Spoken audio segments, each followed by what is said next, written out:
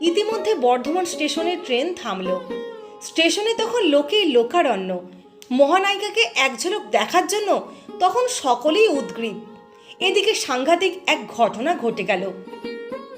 মহানায়িকার সঙ্গে যে বৃদ্ধ ভদ্রলোক দেখা করতে এসেছিলেন হঠাৎই হৃদরোগে আক্রান্ত হলেন। তার চিকিৎসক ছেলে ছুটে এলেন সুচিত্রার কাছে।